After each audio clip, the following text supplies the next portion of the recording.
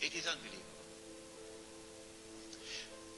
When the water in the Sea of Galilee is drying up, and the state of Israel has ruled the world for a day which is like a week, then in Sahih Muslim we are told, a Muslim ruler will die and there will be disagreement concerning succession. And then a man is going to come out of Mecca. His name will be my name and his father's name will be my father's name, said the Prophet ﷺ. He'll have a broad forehead and a large nose, and he'll be known as Al-Mahdi. And he'd hurry from Medina to Mecca. As he approaches Mecca, people are going to come out to him, so this has to be a well-known person, not some obscure non-entity, a well-known person. When the people of Mecca come out to him, they'll force him to accept the bay'ah, the oath of allegiance which legitimizes the leadership of the Amir al-Mu'mineen, bay'ah. He will accept the bay'ah at the Kaaba and then proclaim himself to be Al-Mahdi. It is only then that you would know that Al-Mahdi is there. So stop asking these foolish questions. Is he born already? Is he in Lebanon? Or maybe in Indonesia? That's foolishness. Al-Mahdi cannot emerge until Israel has become the ruling state in the world. Al-Mahdi cannot emerge until Dajjal has completed his mission. Al-Mahdi cannot emerge until the state of Israel has ruled the world for a day which is like a week. Al-Mahdi cannot emerge until the water has dried in the Sea of Galilee. So stop these foolish questions. He proclaims himself to be the Mahdi. There are going to be eclipses of the sun and the moon that month. But there have been eclipses of the sun and the moon in the past. But after he proclaims himself Al-Mahdi, he's going to be attacked from an army, with an army from Sham. That army comes down to the south, and armies are under the control of governments. And when that army is between Medina and Mecca going down south, the earth is going to open and swallow that army. That is the sign of all signs. Beyond a shadow of a doubt, validating the claim of this man that he is the Mahdi. But Mecca has never been a Shia city. Never. And Mecca will not be a Shia city at that time.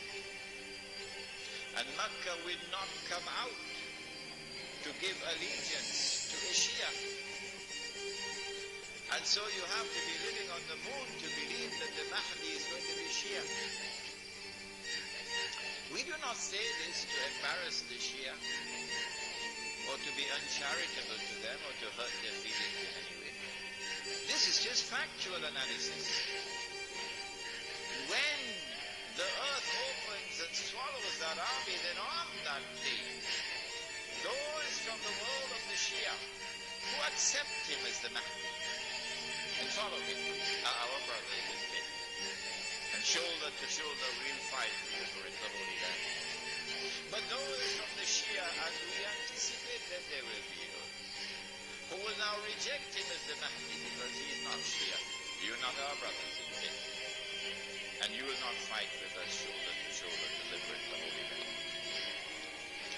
When the army is swallowed, then the Mahdi is going to be attacked by another army. And this is now an army of the Quraysh, an army of the Kalb. And remember that armies are under the control of governments. The Mahdi will defeat this army. And when an army is defeated, that is the end of Saudi Arabia. Goodbye. Now Darul Islam is restored. Yeah, this is Islam, not that. And let it be clear that there are so many Salafi Muslims in Saudi Arabia, in prison, because they too are struggling for the same thing that I'm struggling, to to liberate them.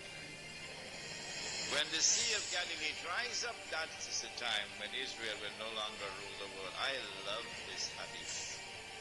Guess what? And the Jews?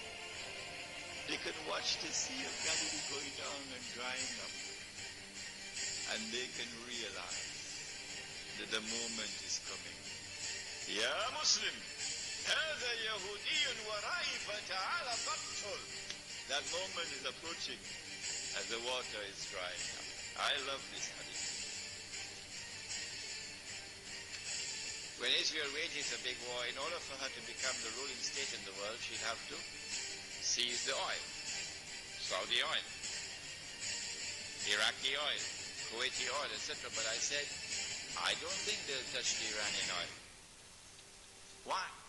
He asks.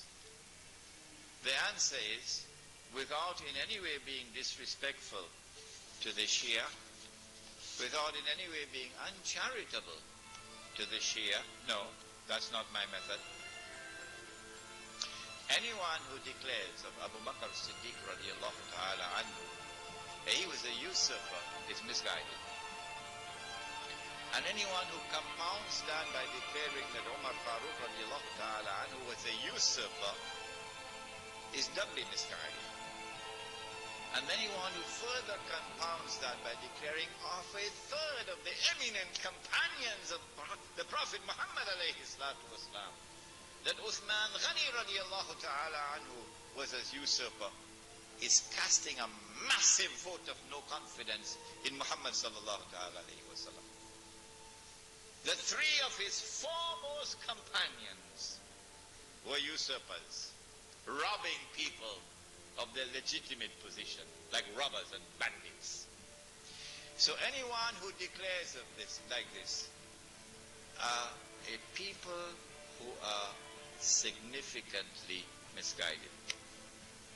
That's all. This is not an uncharitable statement. This is a factual statement.